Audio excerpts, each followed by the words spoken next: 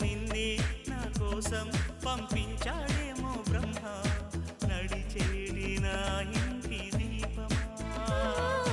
నీతో సావాసం పండించింది నా జన్మ నూరేళ్ల నాలో సట కుంకుమ వెచ్చని శ్వాసల యౌవన గీతికి పల్లవి నువ్వంట సంతోషం